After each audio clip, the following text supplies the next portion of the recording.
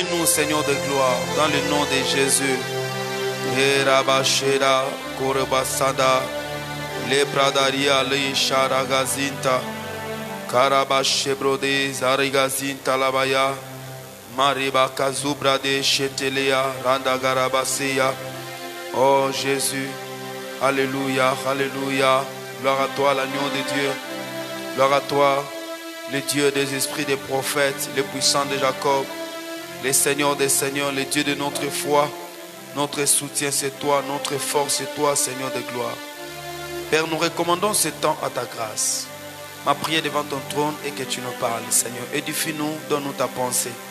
Nous sommes là pour t'écouter. Laisse que ma bouche soit comme la plume d'un habile écrivain. Que j'écrive dans le cœur de ton Père, pas un cœur de pierre, mais un cœur de chair. Seigneur de gloire, laisse l'empreinte de ta parole en nous. Je dîme l'ordre à tout ce qui n'est pas de toi de s'éloigner de nous. Laisse que la puissance du Très-Haut prenne le contrôle de cet endroit. Seigneur de gloire, nous permettons et nous te prions que tes anges soient en mouvement en ce lieu, afin de confirmer et d'exécuter ta parole. Cela dans le nom puissant et glorieux de Jésus de Nazareth. Ainsi nous avons prié, nous disons ensemble Amen. Que Dieu bénisse. Gloire à Dieu d'acclamer très bien. Gloire à Dieu de bien acclamer. Alléluia. Que le Seigneur vous bénisse abondamment. Nous allons nous rasseoir. Nous allons partager la parole de Dieu. Quelqu'un me dit un amen très fort. Encore un très bon amen. Voilà, nous sommes dans ces 3 jours ici de prières, de jeûne et de prières que nous avons dénommé convocation solennelle. Où nous venons dans la présence de Dieu pour chercher Dieu, pour prier pour nos vies, prier pour nos familles, prier pour les choses qui nous entourent et provoquer l'accouchement dans le monde spirituel. Alléluia.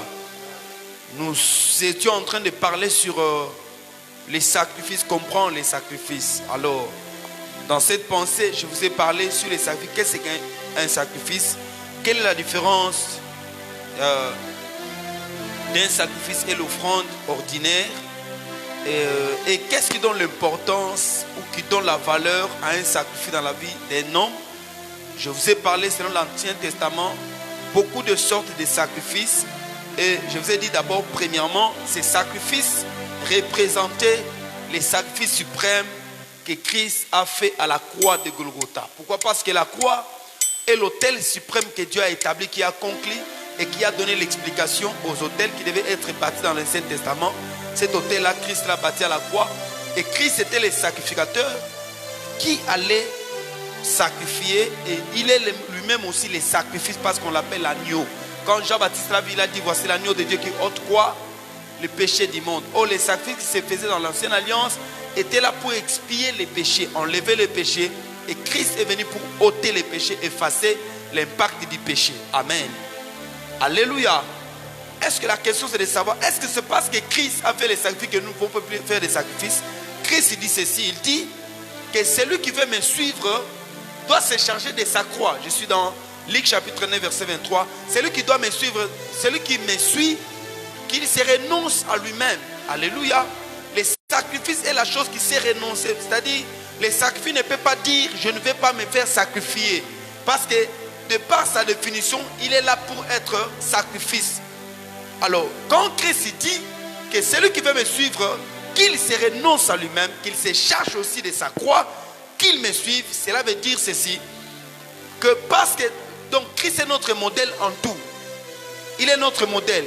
Comme lui-même s'est sacrifié, nous aussi, en venant à lui, pour reconnaître ou donner la valeur à ce qui s'est passé à la croix, nous venons aussi avec nos sacrifices pour lui dire, tel que tu as été, voilà tel que nous sommes aussi. Amen. Je vous ai dit, ce qui donne l'importance ou l'impact au sacrifice, c'est quoi? C'est les sangs que contiennent ces sacrifices-là, les sangs. Les sangs est la seule différence entre sacrifice et offrande. Maintenant, aujourd'hui, les sacrifices, en fait, c'est quoi? Les sacrifices, quand je vous ai dit ceci, la chose la plus grande que l'homme peut poser sur son autel, c'est le sang. Vous remarquerez, les lois du monde spirituel sont les mêmes. Nous avons deux mondes. Il y a le monde de la rébellion, c'est là où le diable s'est rébellé avec ses anges de Chi. et il a ses adeptes et les gens qui sont émancipés, qui travaillent pour lui. Ces mondes-là, c'est les mondes sataniques. Les lois du monde spirituel et les mondes sataniques sont de même lois. Alléluia. L'homme, quand il vit sur terre, Dieu a dit à l'homme, Dieu lui dit, pendant que l'homme a péché, Dieu lui dit, tu mangeras à la sueur de ton front. La sueur, c'est le sang. Je vous ai expliqué, la sueur, c'est le sang, c'est-à-dire le sang réchauffé. Quand l'homme travaille, que son sang chauffe, ça se manifeste dans la forme aquatique, en forme d'eau. Alléluia. Vous remarquez même dans notre langage, quelqu'un qui bouffe ton argent, tu dis, tu as mangé mon sang. Tu as mangé ma sueur, tu as mangé mon sang. C'est-à-dire le sang de l'homme, l'argent que nous donnons à l'autel, l'argent c'est le sang.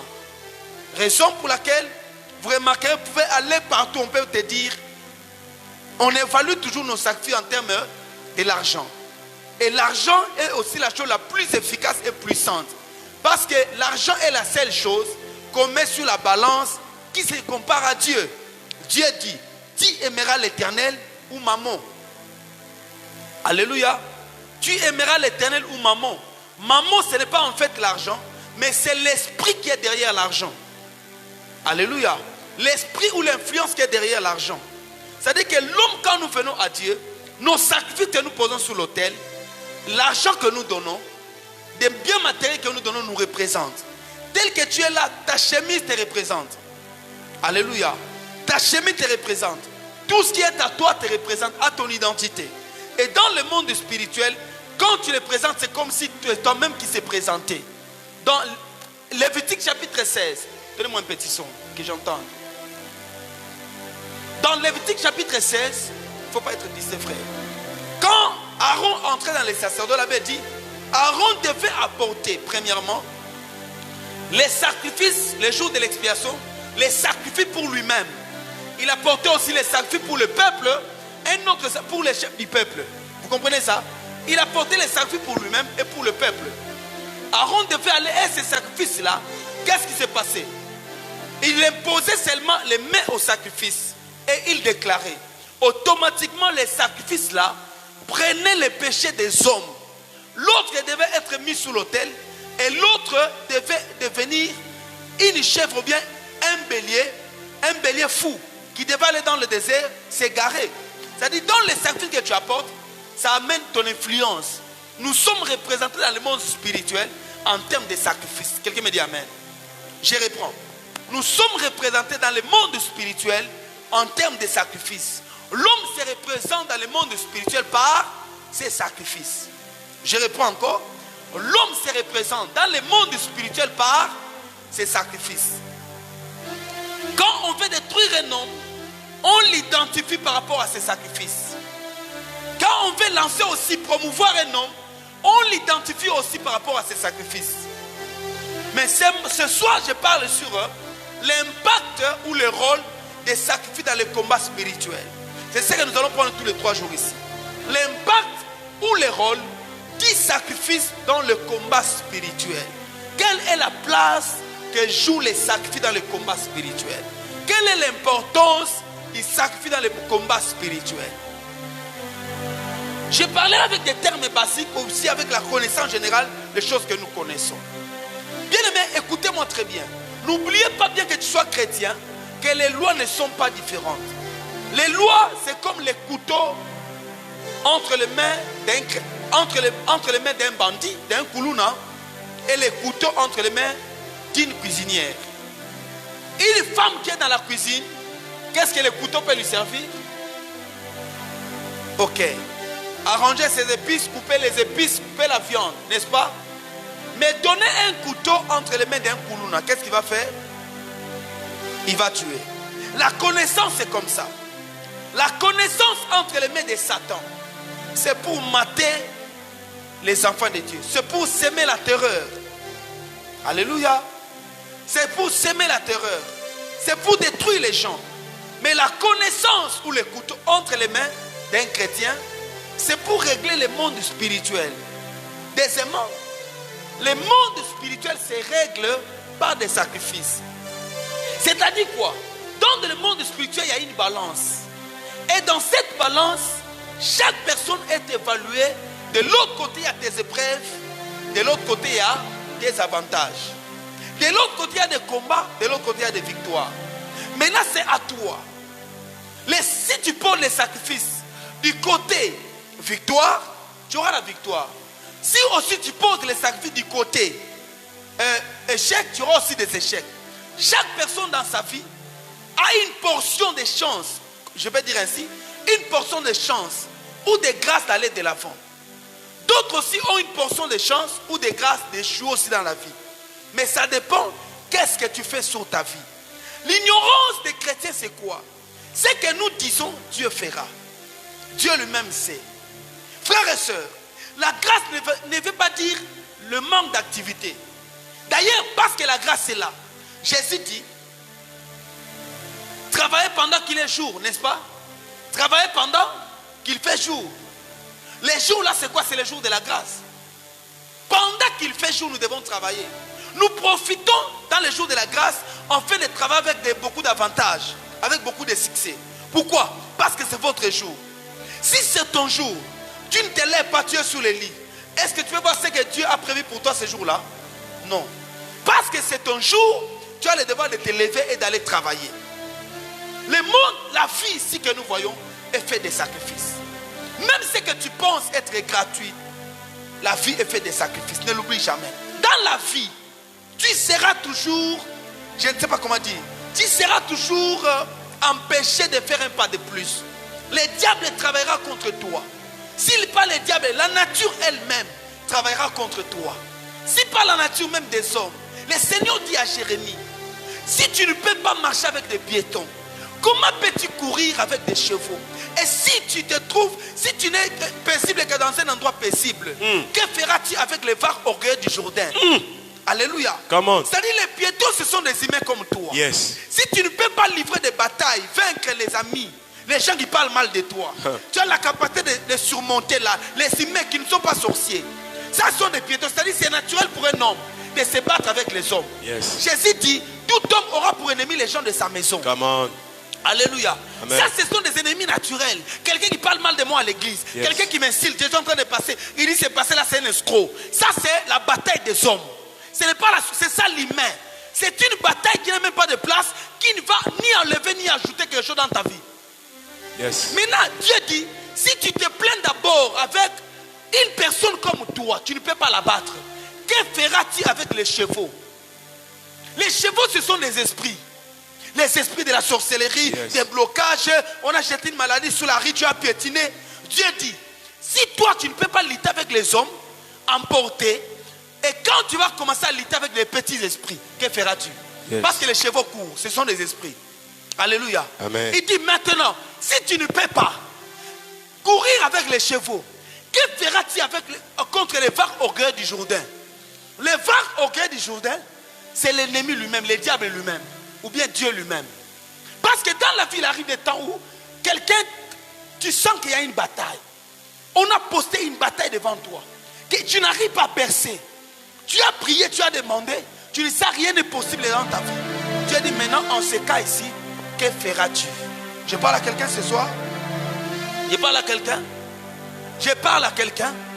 Il y a des personnes qui n'ont l'air vie que pour se battre avec les gens. On a parlé mal de moi. Tu n'as pas besoin que les gens parle bien de toi pour que tu sois bien. Alléluia. L'autre là m'a insulté. La manière dont il me regarde.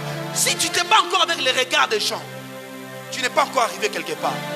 Si même ton locataire qui n'habite pas ta maison commence à t'intimider, ces gestes commencent à te faire mal, c'est que tu n'iras nulle part.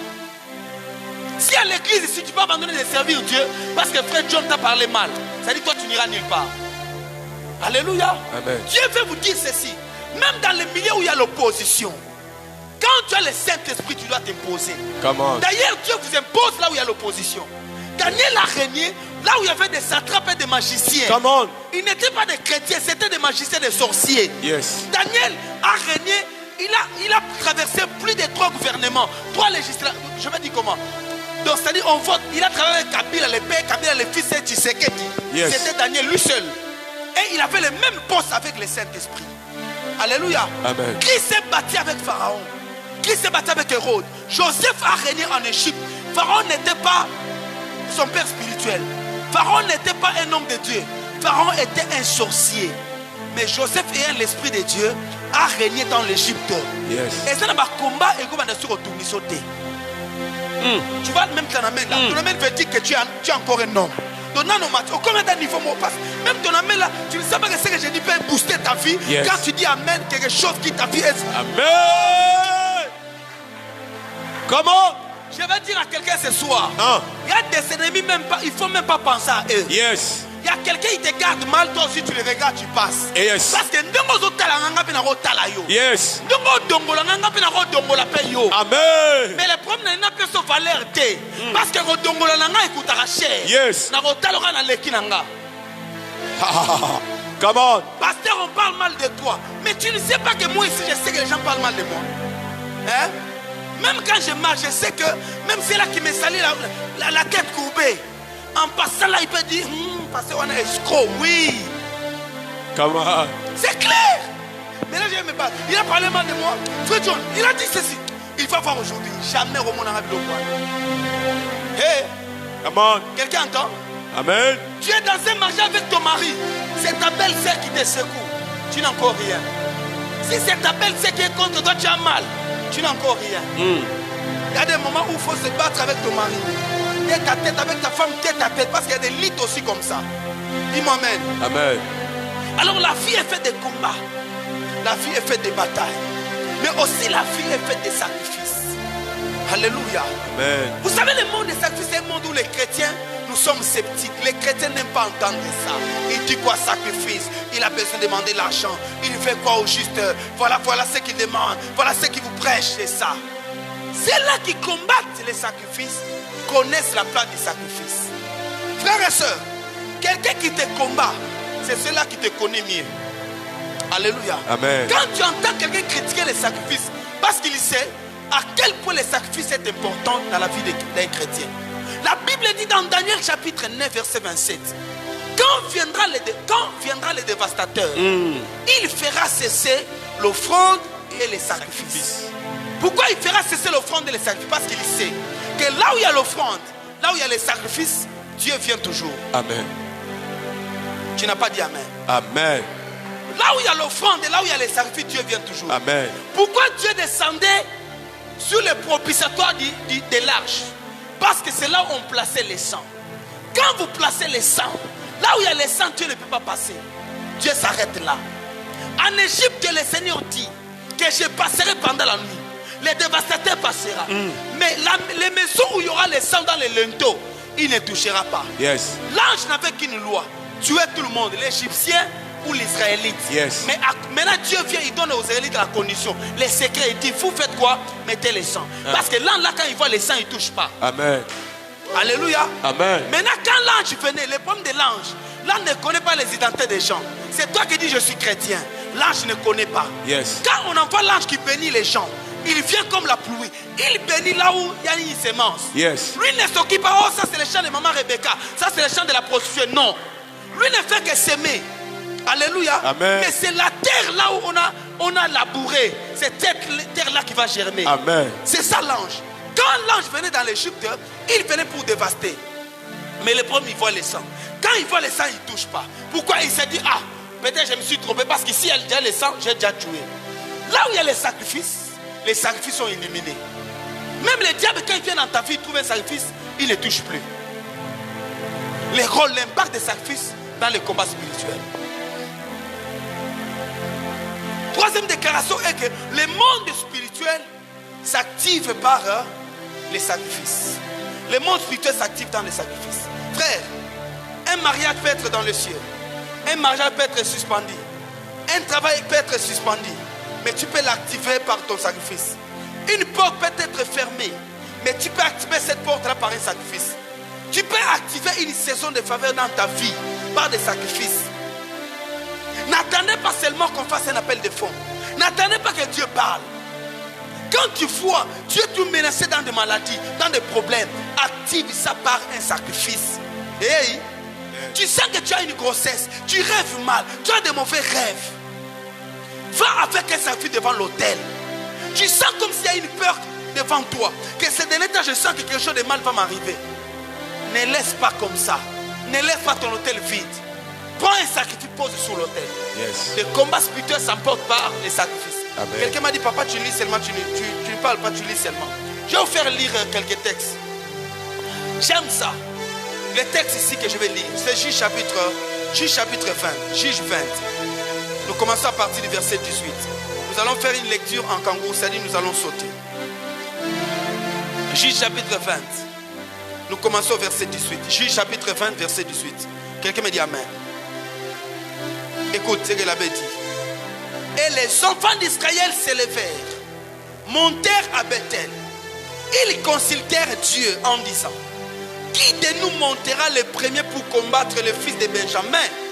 L'Éternel répondit, Juda montera le premier. Les fils de Benjamin sortirent à Gibéa. Ils étendirent sur le sol ces jours-là 22 000 hommes d'Israël. Écoute, avant d'aller plus loin, je vais vous expliquer les textes. Qu'est-ce qui se passe ici? Un homme avait sa femme. L'histoire est longue. Yes. Un homme avait sa femme. Écoutez ce que je dis. Suivez d'abord ce que je vous explique pour que vous puissiez comprendre ce que vous lisez. Un homme avait sa femme. Cet homme-là était un lévite. Les lévites habitaient la montagne d'Éphraïm. Cet lévite-là marchait pendant la nuit. Il arrive quelque part. Il avait sa femme. Il allait avec sa femme quelque part. Ils sont passés la nuit quelque part qu'on appelle dans une ville de Gibéa. Ils sont arrivés dans une ville de Gibéa. On les a logés par un vieux papa. Personne ne voulait le loger. Pendant qu'ils étaient dans la maison, les enfants de Benjamin, c'était dans la tribu de Benjamin, sont sortis. Ils sont venus, des Koulouna sont venus. Ils ont pris l'homme, la femme là. Ils l'ont violée. Ils l'ont violée tellement que toute la nuit jusqu'au matin, qu'est-ce qui s'est passé? Le matin, ils sont venus avec cette femme-là morte, l'ont jetée. Elle était déjà épuisée. L'ont jetée devant la porte. Quand le lévite est sorti le matin, il a vu sa femme étendue par terre. Il a pris sa femme, il l'a mis sur l'autel. Il a réglé les sons. Règle ici, pas là-bas, ici. Il a pris sa femme, il a pris sa femme, il a mis sa femme sur sa monture, son cheval. Il partait avec sa femme. Et pendant qu'il partait avec sa femme est morte en cours de route. Ils sont arrivés là-bas, sa femme était déjà morte. Pourquoi la femme est morte? Parce qu'elle a été violée par les gens de Benjamin. L'une des 12 tribus d'Israël. Les gens de Benjamin l'ont violée. Cet homme-là a vu sa femme déjà morte. L'homme a coupé sa femme en 12 morceaux. Il a coupé la femme pas en 12 morceaux. Il a pris chaque morceau, chaque tribu, il a envoyé un morceau dans chaque tribu. Et quand les enfants d'Israël ont vu ça, les chefs du peuple se sont étonnés. Qu'est-ce qui se passe? Ils ont convoqué ils ont fait une convocation solennelle. Tout le monde s'est rassemblé pour savoir ce qui s'est passé. Alors on a appelé Lévite pour qu'il dise ce qui s'est passé. Il a raconté ce qu'on lui avait fait à le fils de Benjamin.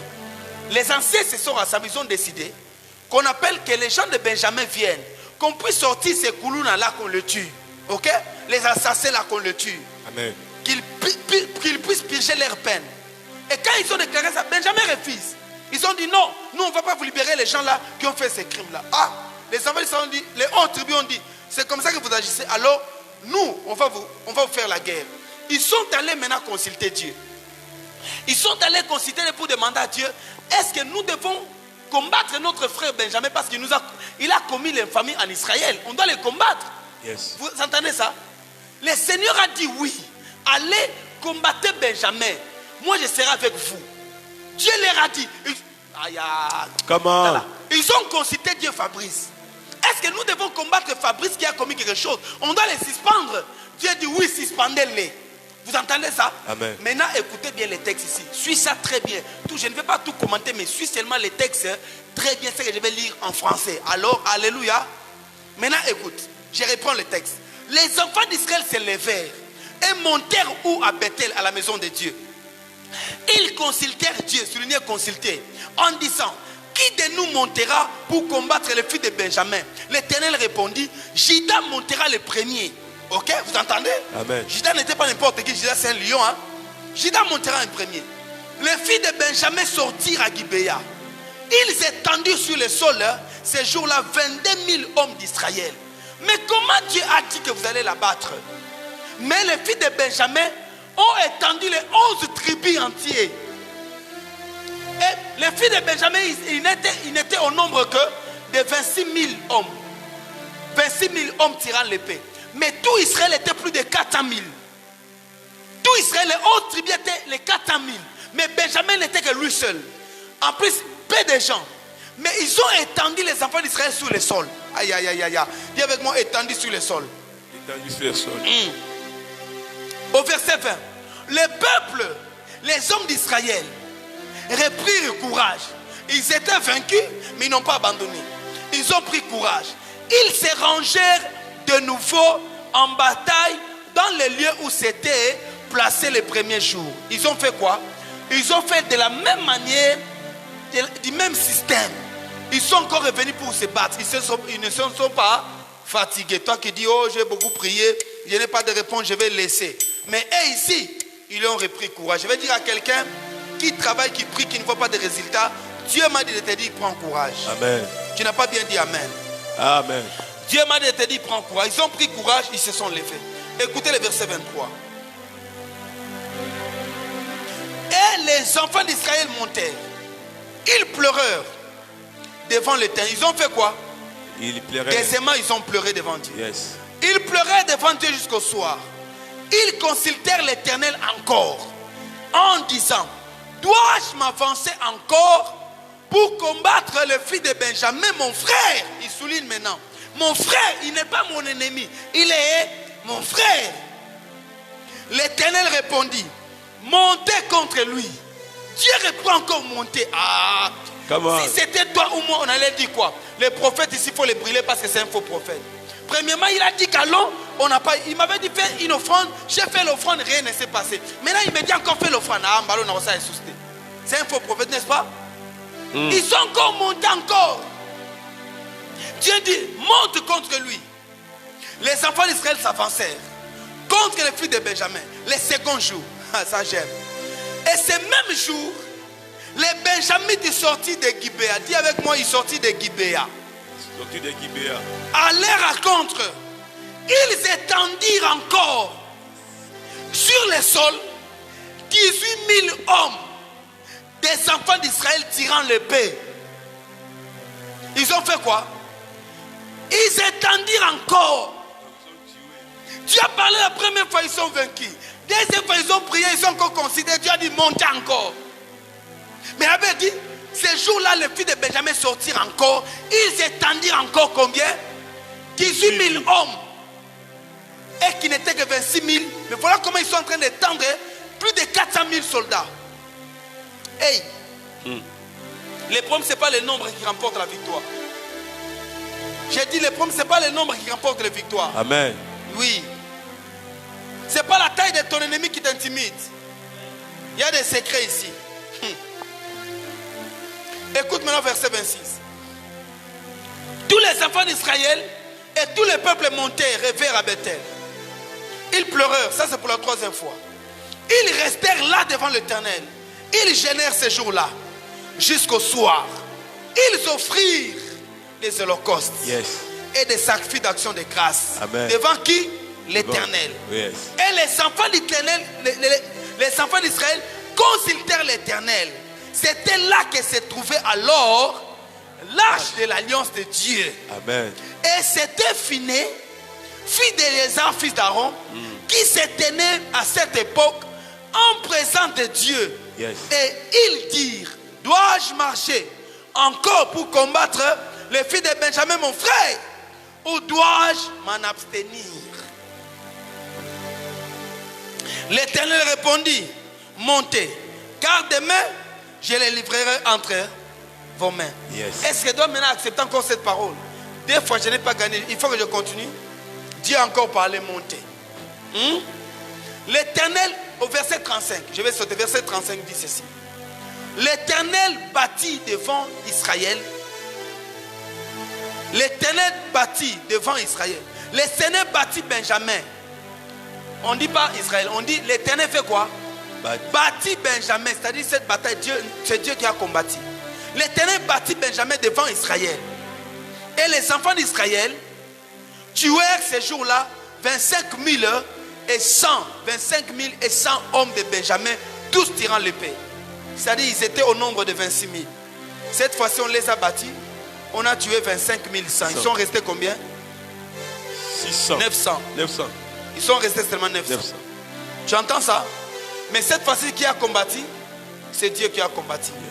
Maintenant, rapidement, je vais vous parler. D'accord? Amen. Vous avez remarqué ici, suivez-moi très bien. Ici, dans ce texte, je vous ai d'abord raconté ce qui s'est passé. Benjamin était coupable. Benjamin a commis quelque chose qui n'était pas bien. Et Dieu s'élève. Dieu est contre Benjamin. Parce qu'il a péché. Il a commis l'infamie. Les enfants d'Israël disent, ce que Benjamin a fait ne s'est jamais fait en Israël depuis que nous sommes venus ici. Et ça ne peut pas se passer comme ça. On doit les combattre. Premièrement, Israël, les 11 étaient dans la volonté de Dieu. N'oublie pas ça. Ils défendaient Dieu et ils avaient raison. Alléluia. Amen. Deuxièmement, ils étaient en grand nombre que les filles de Benjamin. Benjamin n'était qu'une seule tribu, mais les filles d'Israël étaient 11 tribus avec plus de 400 000 hommes tirant l'épée. Benjamin n'était que 26 000 hommes. Alléluia. Mais Benjamin a remporté la victoire. Première fois, Benjamin les a étendus. Il a tué plus de 30 000 personnes. Israël est parti. Donc, troisième raison, c'est que, au-delà de la volonté de Dieu, au-delà du nombre, ils ont consulté Dieu. Alléluia. Amen. Même pour aller, Dieu connaissait. Peut-être Dieu peut dire, vous ne m'avez pas associé quand vous êtes parti. Mais Dieu connaissait qu'ils l'ont associé. Et le Seigneur a donné son aval. Alléluia. Ils sont allés. Bien aimés. Il n'y a pas mieux que demander Dieu la volonté avant de faire toute chose. Avant de s'engager même dans une relation, il n'y a pas mieux que demander la volonté de Dieu. Parce que si ça complique, tu vas poser la question à Dieu. Ok? Voici la femme que tu m'as donnée. Et Dieu est soumis à sa volonté. M'entendez, bien aimé? Amen. Mais Israël a consulté Dieu. Dieu a donné son aval, ils sont partis. Quand ils sont arrivés, ils ont été bâtis. Pour la première fois. Israël a eu peur, il s'est retiré. Le deuxième jour, il a encore d'abord dit, ils pleurèrent devant l'Éternel. Ils ont prié. Israël a prié devant Dieu. Ils ont encore consulté Dieu. Dieu leur a dit, montez. Vous allez les battre. Que Juda monte en premier. Ils sont allés. Benjamin les a encore battus. C'est la Bible.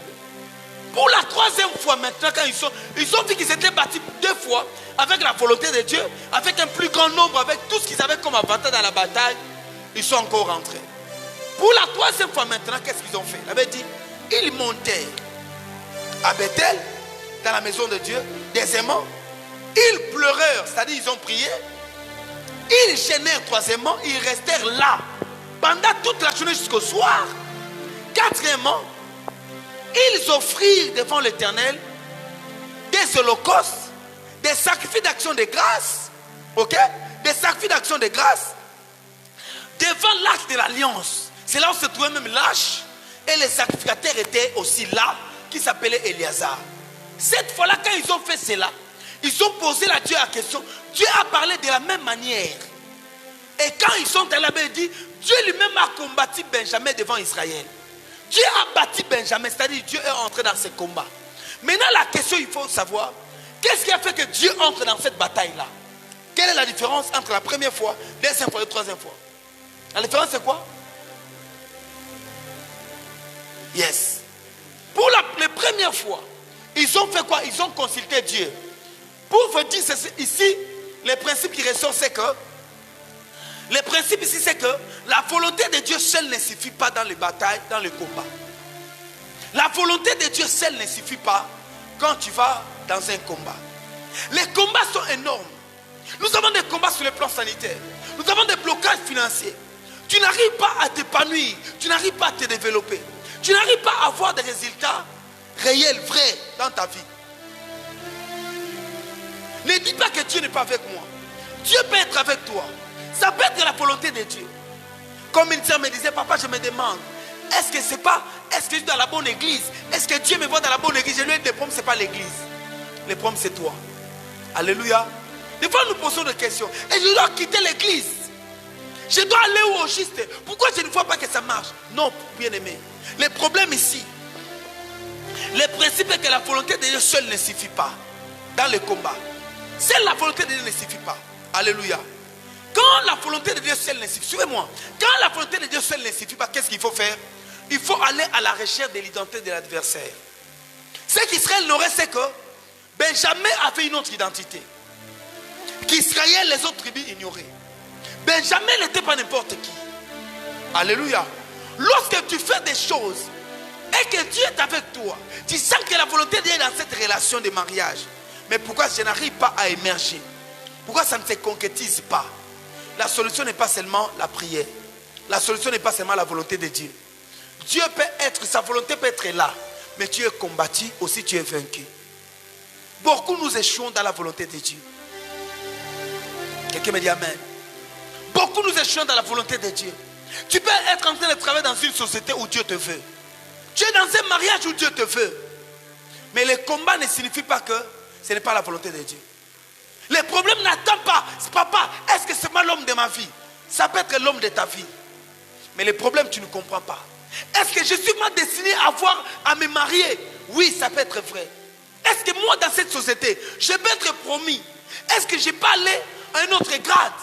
Oui, c'est vrai, tu peux aller plus loin. Dieu est avec toi. Mais le problème, des fois, tu ignores qui est en face de toi. Ça, c'est un. La volonté de Dieu seule ne suffit pas. Dis à quelqu'un la volonté de Dieu seule ne suffit pas. Pourquoi la volonté ne suffit pas?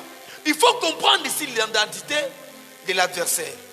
Quand David se met devant Goliath, David a d'abord, ce qui fait la force de David, il a identifié l'adversaire qui était devant lui. Qui était devant lui?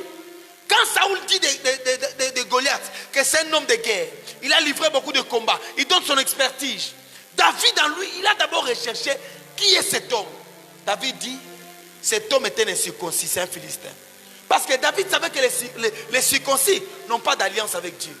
Et comme il n'a pas d'alliance avec Dieu, David dit, ils n'ont pas d'ombrage. Dis-moi amen. L'ombrage, c'est la couverture. Il n'a pas de couverture spirituelle. Goliath n'en avait pas. La force de David avec Goliath, David a compris que Goliath était incirconcis. Un incirconcis ne peut pas vaincre un homme d'alliance. Un profane ne peut pas vaincre un homme spirituel. Non. Alléluia. Les profanes ignorent des principes. Mais les hommes spirituels connaissent des principes. Alors il ne peut pas me vaincre. Deuxièmement, David a trouvé. Goliath lui-même dit à David, tu viens devant moi, est-ce que suis-je un chien? Oui. Parce qu'il a refusé, c'est-à-dire c'était son identité. Quand le diable t'attaque, il t'attaque sur ton identité. Goliath se révèle devant David que je suis un chien. David a compris qu'avec un chien, on ne se bat pas avec les épées, ni avec les armes. Avec un chien, il faut faire quoi? Il faut prendre un caillou. David ramasse un caillou. Il prit la lance. Et quand il a lancé une seule fois, il est tombé. Pourquoi? Le secret, c'est quoi? Il connaissait l'identité de son adversaire. Je vais dire à quelqu'un, plusieurs nous sommes ici à l'église, nous prions, mais d'autres ne connaissent même pas le combat de leur vie. Alléluia. L'interdit pour Samson. Samson, c'était seulement ne pas couper les cheveux de sa tête.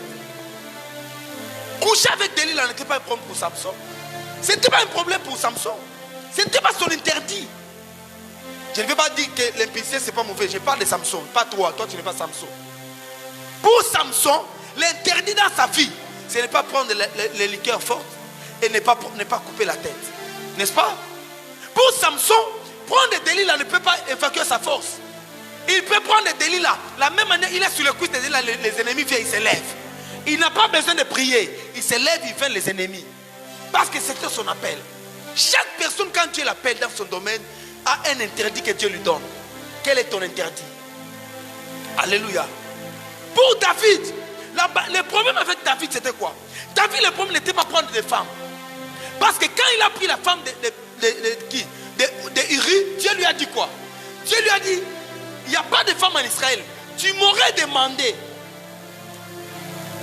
Et je t'aurais donné en grand nombre. C'est-à-dire, même Dieu voyait que David peut prendre d'autres femmes. Mais l'interdit était quoi? Comme David était l'homme selon le cœur de Dieu, David ne peut pas détruire son cœur en prenant par la jalousie, en prenant la femme d'autrui. Il y a des gens, leur combat, c'est seulement la colère. Tu dois identifier ton ennemi. La colère peut être pour quelqu'un facile. Une chose facile, c'est fâche, ça passe. Mais toi, quand tu te fâches, tu ouvres des portes. La nuit, tu ne dors pas. Et cette période-là, tu vis dans la misère. Alléluia. Ton interdit, c'est quoi? Nous n'avons pas tous dans nos appels les mêmes interdits. David devait garder le cœur. Le problème de David, c'était le cœur. Ne pas faire du mal à quelqu'un, ne pas convoiter la chose d'autrui. C'était David. L'homme selon le cœur de Dieu. Tu ne peux pas avoir la haine. Beaucoup d'entre vous ne connaissez pas vos combats. Vous ne savez pas qu'est-ce que je dois faire ou non. Frère, il y a des gens, ils ne donnent pas la dîme une fois, deux fois, trois fois. Tu les sens aussi, il continue à évoluer. Mais toi, quand tu ne le fais pas, tout ce que tu fais ne réussit pas. Oui. Alléluia. Alléluia. Il y a des gens qui ont l'obligation de ne pas inculquer l'onction qui les bénit. Les jours où il le fait, les esprits reviennent dans sa vie. On n'a pas tous les mêmes combats. On ne peut pas aussi définir nos combats de la même manière. Mais chacun de vous tel que vous êtes là doit définir son combat. Je parle à quelqu'un? Définis ton combat. Tu dois savoir. Combat est-ce que ça souki? Est-ce que ça rotala? Est-ce que c'est ma foi, ma parole? Est-ce que ma manière de servir Dieu, quel est réellement mon combat? Là vous travaillez, papa on met combat, on ne m'aime pas là où je travaille. Mais on ne t'aime pas pourquoi? Peut-être ton langage, ta manière de faire avec les chefs qui te crée des combats. Quel est ton combat? Dans cette église, dis-moi, on me met toujours. Pourquoi dans cette église, seulement, pas les autres, seulement toi? Tu penses que parce que tu es le plus haï? Non. Il faut identifier ta bataille se retrouve où. Maman, quand tu es dans ta maison, il faut voir pourquoi j'ai des combats dans mon mariage. Ma bataille vient, hein? Mes combats viennent d'où? Les combats spirituels doivent être identifiés. Alléluia. Alléluia. Il y a des frères ici qui vivent normalement. Frère, il ne faut pas imiter les gens. Il y a des frères hein, qui peuvent coucher avec des femmes. Une, deux, tout ça. Sa vie passe. Peut-être il appelle à ça. Peut-être c'est un fils de la prédiction. Il ne faut pas comparer. Lui a fait ça, moi aussi je vais faire. D'ailleurs, lui, moi aussi. On n'imite pas. Même dans le travail des hommes de Dieu, il ne faut pas imiter. Chacun de nous a une foi que Dieu a tracée pour lui. Même si vous êtes amis. Alléluia. Il y a des personnes même à l'église, ils voient un autre frère qui ne vient pas à la prière. Lui aussi ne viendra pas. Il ne comprend rien. C'est là qu'ils veulent vivre en groupe. Dieu ne lève pas deux personnes à la fois. Il lève seulement une seule personne. Dieu n'appelle pas deux personnes à la fois, il appelle seulement une seule personne. Et quand tu comprends ça, tu sais qu'on peut être frère et soeur venant à l'église, mais on n'a pas la même bataille, on n'a pas les mêmes objectifs. Yes. Je parle à quelqu'un? Amen. Les combats que tu livres, tu dois l'identifier.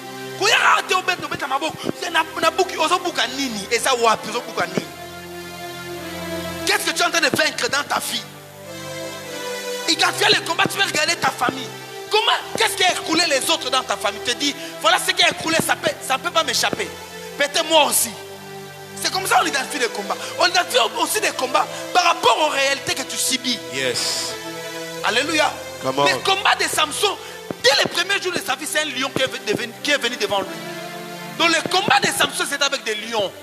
C'était un lion qui est venu devant lui.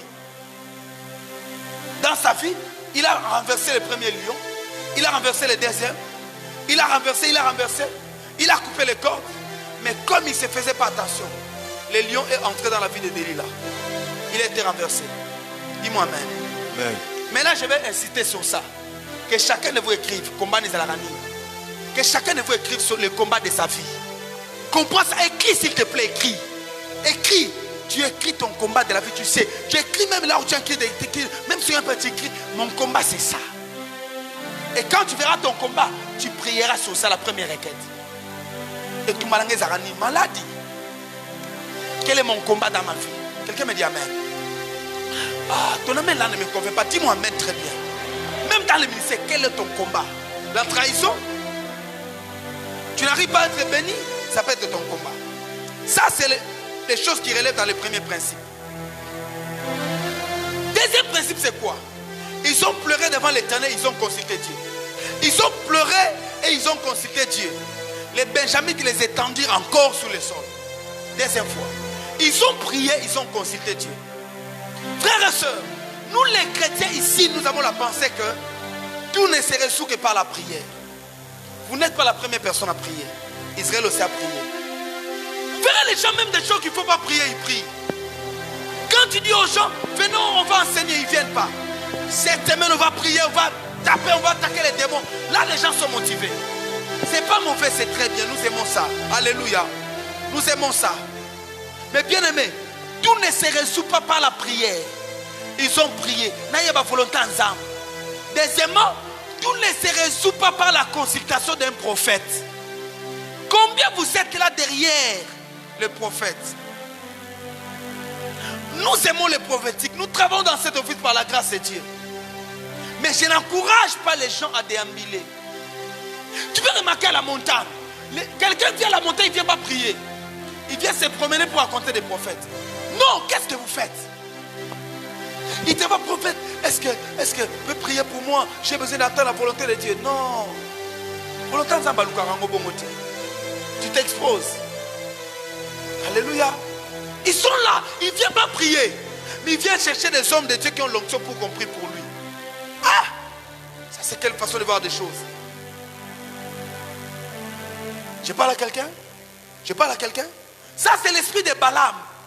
Balaam allait à la recherche des enchantements. Quand l'esprit de Balaam t'anime, tu bâtis des hôtels partout, tu penses avoir Dieu là où tu veux. Ne fais pas Dieu à ton image. C'est toi qui dois être à l'image de Dieu. Pas Dieu à ton image. Ça me ningo lingelaka. Basakola ponanga. Tout ne se résout pas parce que tu as consulté un prophète. C'est pourquoi les gens n'aiment plus des églises. Les gens aiment des petits ministères. Là où les gens, tu viens, on a commencé à prophétiser pour toi. Qu'est-ce qui a changé dans ta vie? Rien du tout, n'est-ce pas? N'est-ce pas? Rien du tout. Israël, deuxième fois, il a prié et consulté. Les gens aiment prier et consulter. C'est pas mauvais, c'est bien. Mais si c'est toi-même, ça ne marche pas. Le principe qui ressort ici, c'est quoi? Dans les combats spirituels, lorsque tu fais ce que Dieu te demande sans résultat, c'est que ta victoire est au-delà de ce que tu demandes. J'ai dit dans le combat spirituel. Ok? Dans le combat spirituel, lorsque tu fais ce que Dieu te demande et que tu ne vois rien, c'est que ta victoire est au-delà de ce que tu attends de Dieu. Amen.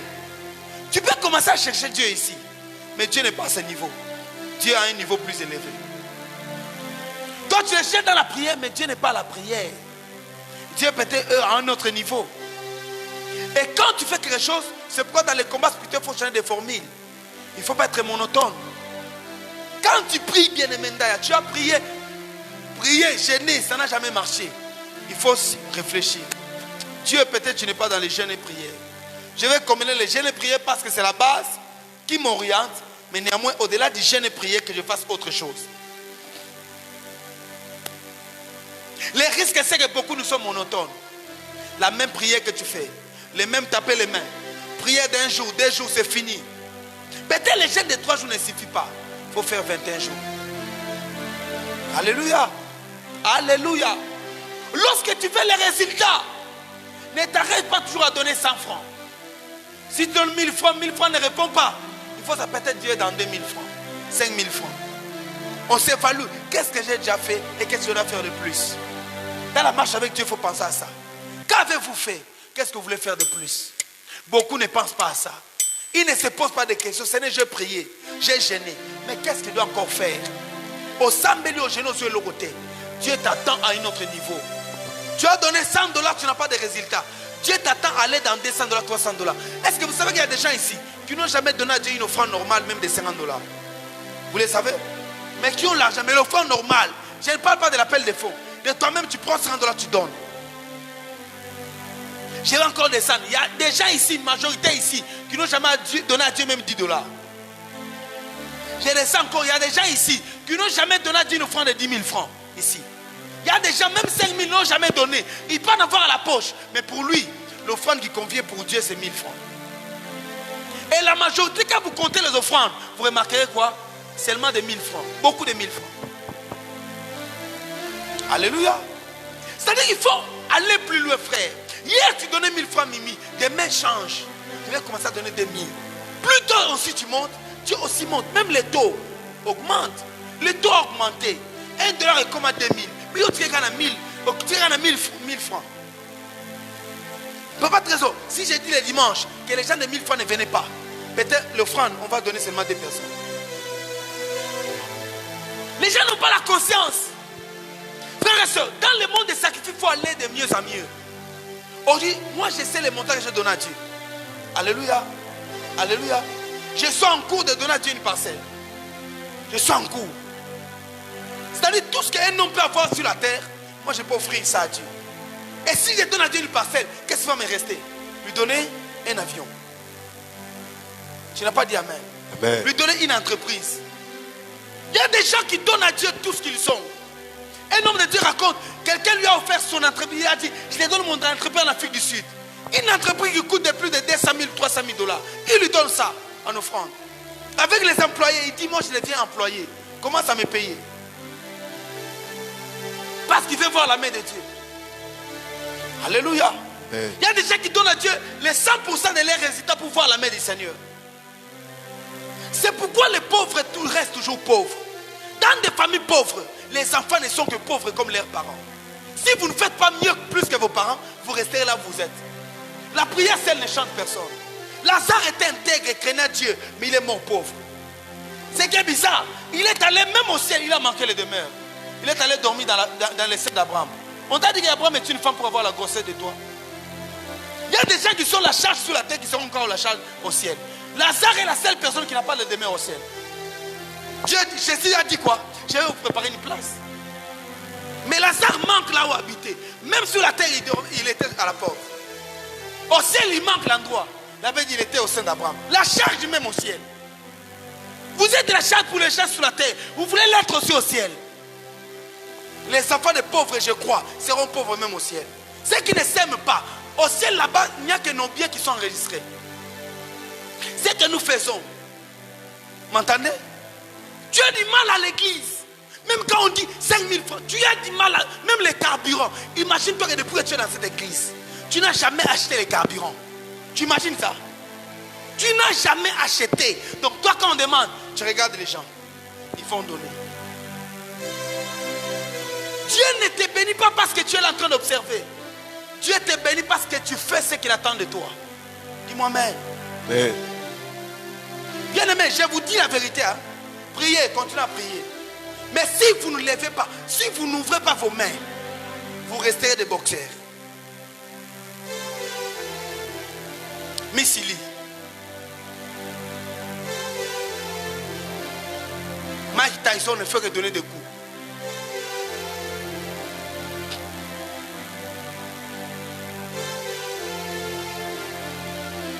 Alléluia.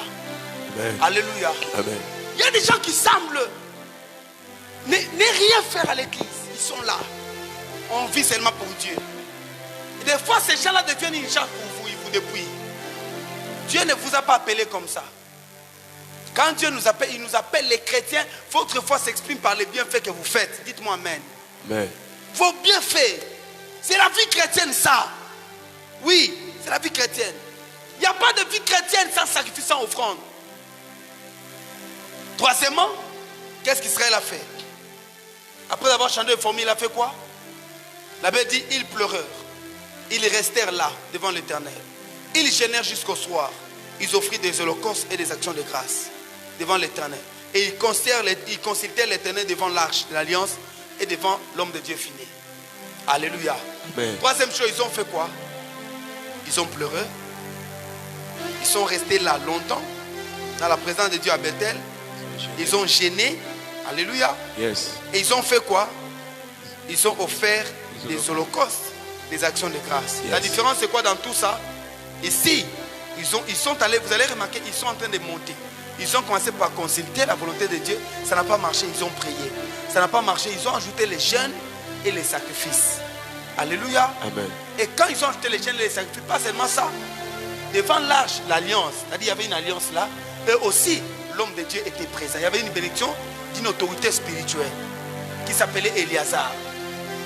Vous comprenez? Et quand ils ont fait ça, la Bible dit, Dieu lui-même a bâti Benjamin devant Israël. Il y a des combats que tu ne livreras pas. Dieu lui-même s'élèvera à cause d'un sacrifice. Bien aimé, écoutez-moi. La Bible dit ceci. Dans Proverbe chapitre 13, verset 8. La richesse d'un homme lui sert de rançon. La rançon, c'est le prix à payer quand votre vie est en risque. La rançon, c'est le prix à payer quand vous perdez la bataille. La rançon, c'est le prix à payer quand vous sentez que la vie ne marche pas. Quand tout est célébré dans votre vie, il faut apprendre cette notion. Les sacrifices est la plus grosse arme dans le combat spirituel. Ne livrez pas vos combats les mains vides. Livrez des combats ayant quelque chose à main. Pourquoi est-ce que la femme Marie qui est allée toucher ou oindre les parfums aux pieds de Jésus a pu avoir l'accès auprès du Christ? Pensez-vous, vous savez que dans la culture juive, accéder là où les hommes étaient, c'était difficile. Mais cette femme est entrée dans la maison d'autrui. Elle est entrée. Elle a dépassé Pierre et les autres qui protégeaient Jésus, qui ne voulaient pas qu'on touche au maître. Mais cette femme est allée toucher jusqu'au pied de Jésus sans que personne ne lui interdise. Vous savez le secret c'est quoi? C'est que cette femme avait entre ses mains les parfums des nard d'albâtre qui coûtaient très cher. Et quand la femme entra à la porte, je m'imagine que même Pierre n'avait pas les regards fixés sur la possédée, sur la prostituée. Pierre avait les regards sur les parfums. La femme est entrée. Judas voulait l'empêcher. Judas a vu les parfums. Judas a dit, on va voir les parfums, va où? Des fois, tu n'as rien dans ta vie. Mais ce que tu possèdes entre tes mains t'ouvre la voie. Il y a des portes qui ouvrent dans ta vie, bien-aimée, parce que tu possèdes un sacrifice. Il y a des fois, on nous ferme certaines portes parce que nous n'avons rien.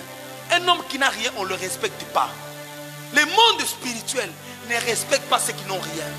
Moïse dit à Dieu, personne ne peut voir Dieu, personne ne peut venir devant les Seigneur les mains vides et vivre. Moïse dit à Dieu, Dieu dit à Moïse, personne ne peut voir et vivre. Pourquoi? Parce que Moïse allait dans la présence de Dieu, oubliant Deutéronome chapitre 18 verset 23 qui dit, verset 16 verset 23 qui dit quoi? Qui dit ceci, tu ne te présenteras pas devant l'Éternel les mains vides. Lui-même l'auteur de cette loi a oublié. Il est allé devant Dieu les mains vides. Dieu lui dit quoi? Personne ne peut voir mon visage et vivre. Maintenant écoute, dans Juge, le père de quoi? Le père de Samson, Manoach. Juge chapitre 13. Manoach, sa femme voit Dieu. Manoach revient, il dit que Dieu qui t'a invité, l'ange qui t'a invité revienne encore. L'ange revient, Manoach voit l'ange. Manoach offre l'offrande, l'ange mange et l'ange part. Manoach dit quoi? Nous allons mourir parce que nous avons vu Dieu. Sa femme lui répond quoi? Si Dieu allait nous tuer, il n'allait pas prendre notre offrande. Tu n'as pas entendu. Il dit si Dieu allait nous tuer, il n'allait pas prendre notre offrande. Comme il a mangé notre offrande, il ne peut pas nous tuer. Amen. Parce que la femme a conclu.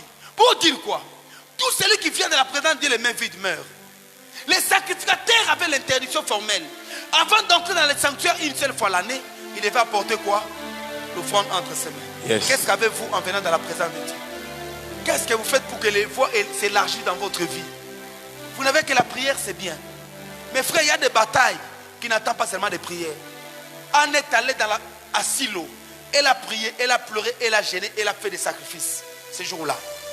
Et quand elle a fini, l'homme de Dieu lui a dit que le Dieu que tu es venu chercher t'exauce. Amen. Après que Dieu ait mangé dans la maison d'Abraham, le Seigneur a dit quoi?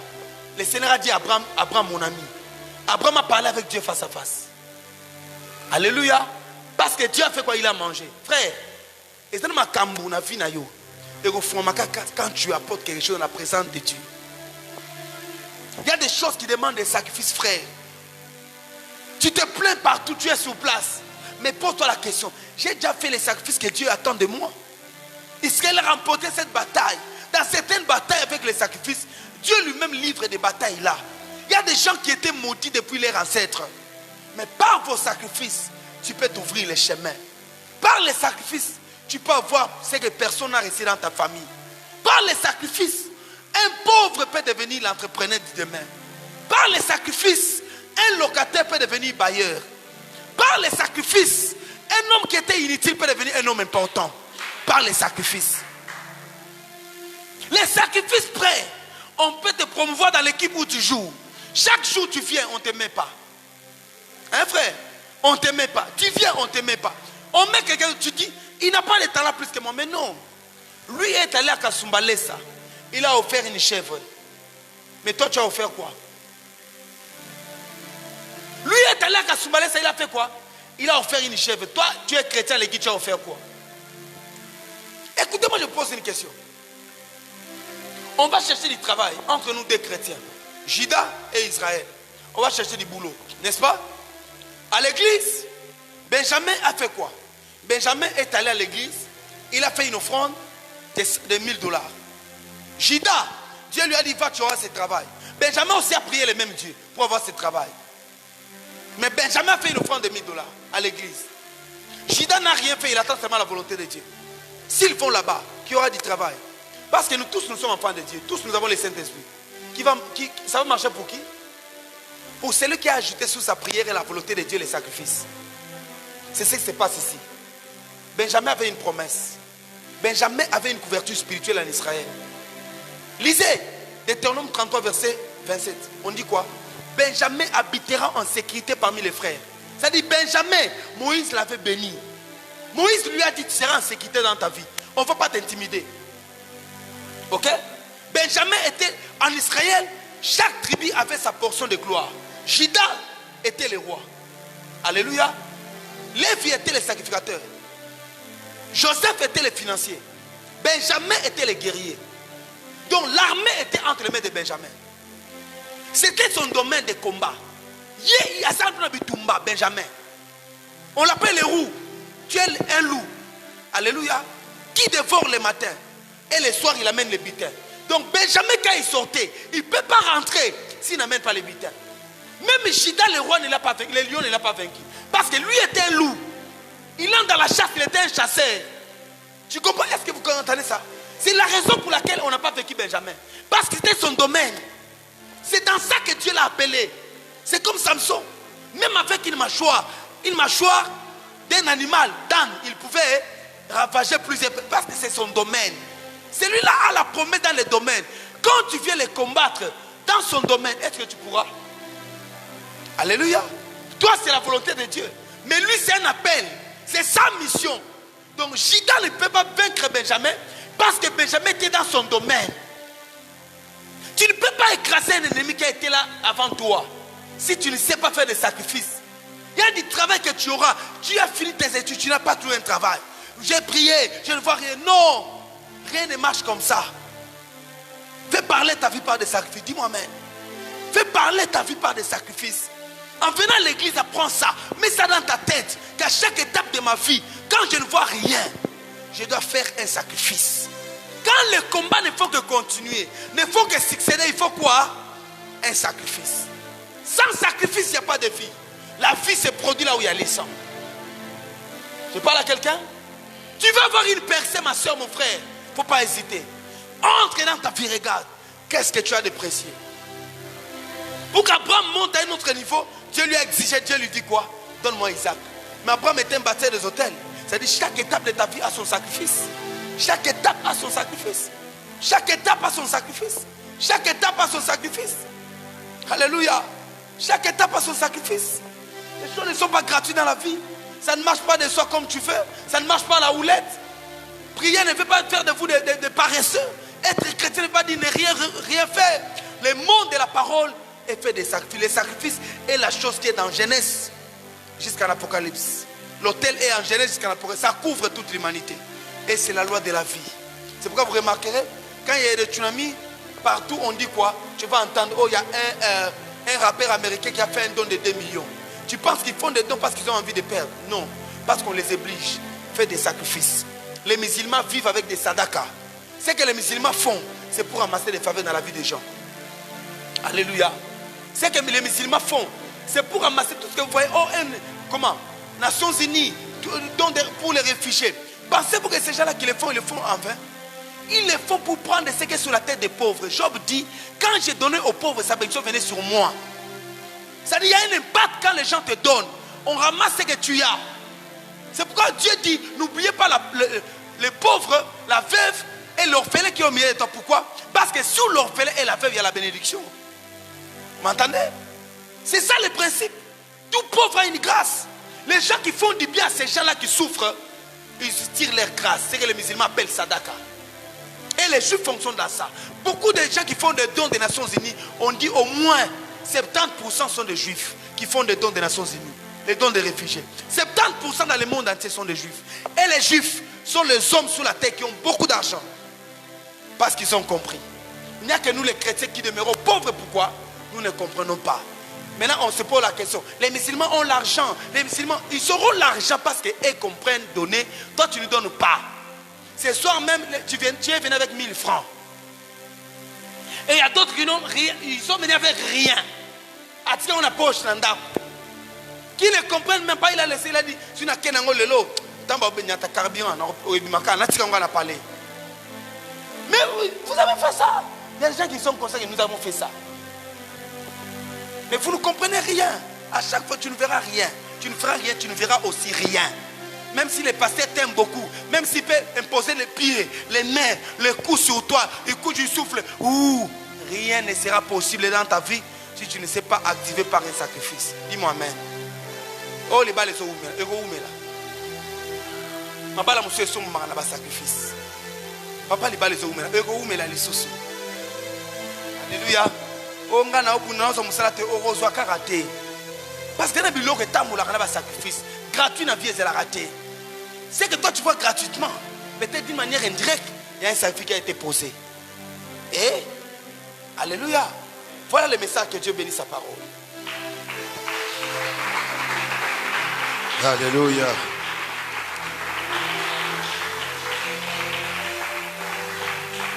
Ah, est-ce qu'on peut prier?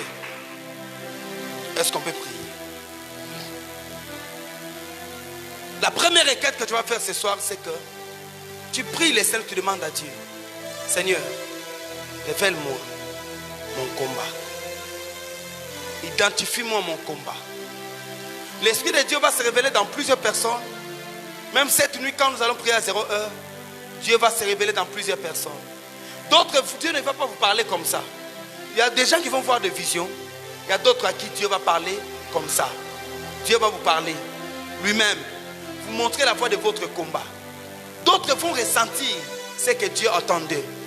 Mais je veux que tu pries ce soir dans ces premiers jours de prière. Tu dis à Dieu, Seigneur, révèle-moi mon combat. Ça, c'est la première requête. Prie le Seigneur. Au nom de Jésus. Prie le Seigneur.